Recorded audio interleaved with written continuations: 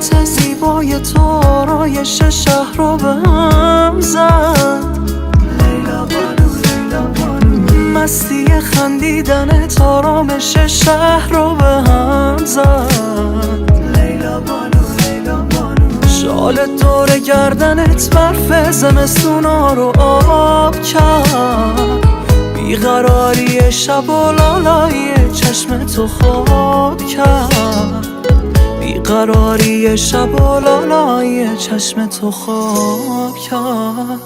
لیلا بانو لیلا بانو، درد و درمان منی، آرامش جان منی، تو همان افسانه شیرین دنیای منی.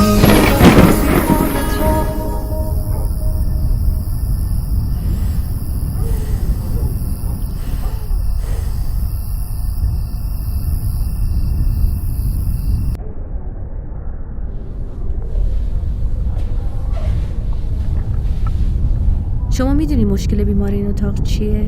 نمیدونم خانم، مثل این که نامزدش رو تو تصادف از دست داده.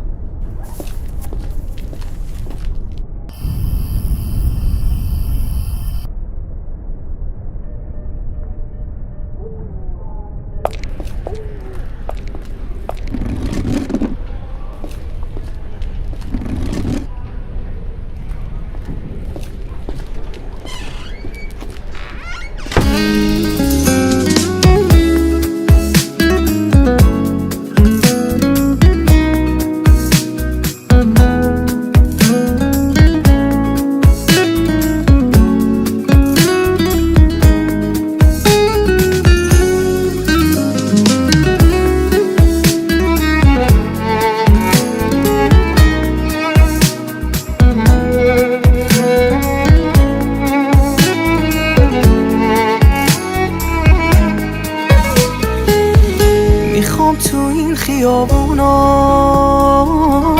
بمونم زیر بارونا.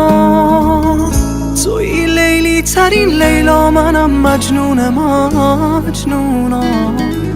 بپرس حال منو از این خیابونا تو بارونا.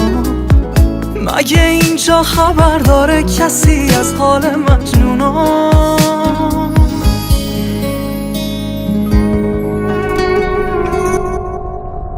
شنبه به حادثه مرگبار انجام شد.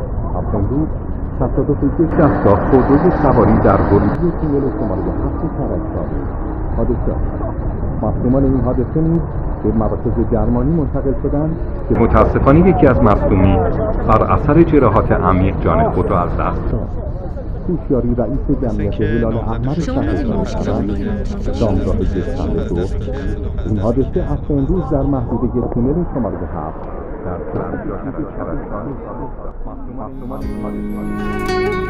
شال دور گردنت برف زمستونا رو آب کرد. بیقراری شب و لالای چشم تو خواب کرد. بیقراری شب و لالای چشم تو خواب کرد.